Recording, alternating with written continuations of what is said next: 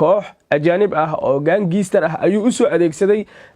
dabeed siday u dilaan Dirisla Cabdi ninka lagu magacaabo degdeg. Dirisla Cabdi oo ah YouTuber caan ah oo lagu dilay magaalada Nairobi ee caasimadda dalka Kenya. Shakhsiyaad caan ah ayaa ka dambeeyay dilka Dirisla Cabdi. Haddaba maxaad ka ogtahay shakhsiyaadka ka dambeeyay dilka Dirisla Cabdi? Warbixintan ayaan kugula wadaagayaa daawade. Muuqaalka la gare walaalkeen waxa uu markaas ku jira xaalad halis ah Dirisla Cabdi oo maskaxda ayaa dhiig uga furmay dhaqaatiirtu siday sheegeen. Bal waxaan idinka codsanayaa inaad u duceydaan adduunka wax listaraa aakhiro waxba lisma tiro qof walba naftiisa ayuu la baxsanayaa. Bal qaybta ducada aynu ku hormarno in Ilaahay caafiyo kulligeen aan u wada duceyno daawadayaal. Adinkoo mahadsan muuqaalkana sheer garee si dadka kale ee muslimka ah ee Soomaalida ah ay ugu duceeyaan inuu Ilaahay caafiyo Dirisla Cabdi oo caawa lagu dilay magaalada Nairobi. Dirisla Cabdi oo ah YouTuber caan ah isla markaana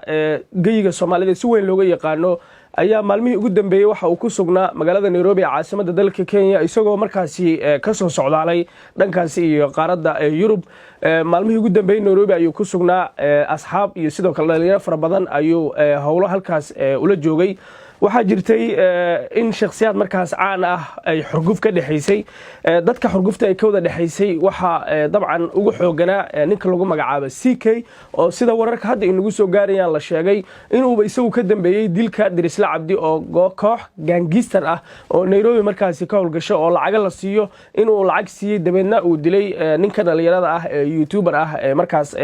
dadka social media caanka ka gaar ahaan dhinaca YouTube-ka ayuu markaas cuqdad markaas in muddo soo jirtay ayuu u hayay waxa uu kaga faa'iideystay sida wararku inagu soo gaarayaan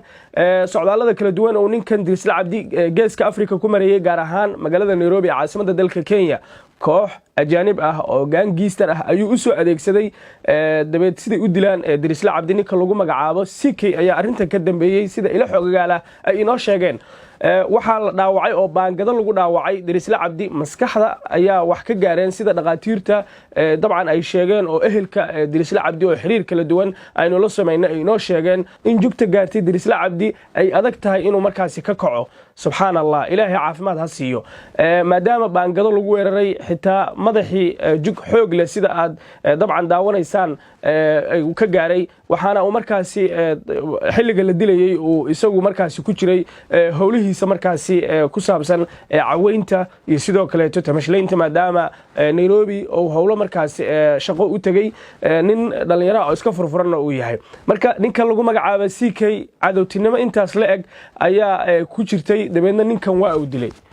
waxaan la yaabanahay maadaama dad dhalinyaro la wadayahay haddana Soomaali aynu wadanahay haddana aynu hal af ku wada hadalno diinteenuna diinta islaamka ay tahay in cadowtinimo sida heerkeedu gaarsiisan yahay ninkan CK lagu magacaabo wiilkan dhalinyarada ah soo korayay inuu markaasi la beegsado aad baan uga xunnahay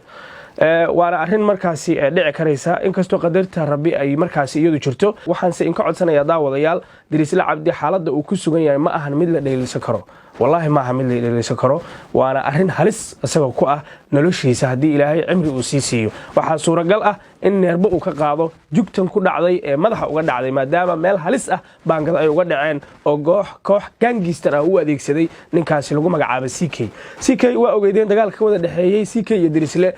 in muddo uu soo jiitamayay ugu dambeeyna waxa uu markaasi CK go'aansaday in lacag uu ku bixiyo ninkan inuu isdhaafiyo asaga dhanba maadaama uu nin xoogaa dhinaca YouTube-ka ay ku wada xifaaltamaan ay yihiin xaaladiisu caawa halis bay ku jirtaa isbitaalkiiba waxa weeye ku jira waxaana ay markaasi ay dadku sheegeen inuu miir daboolmay aan u duceyno muuqaalkana meel dheer aanu gaarsiino daawadayaal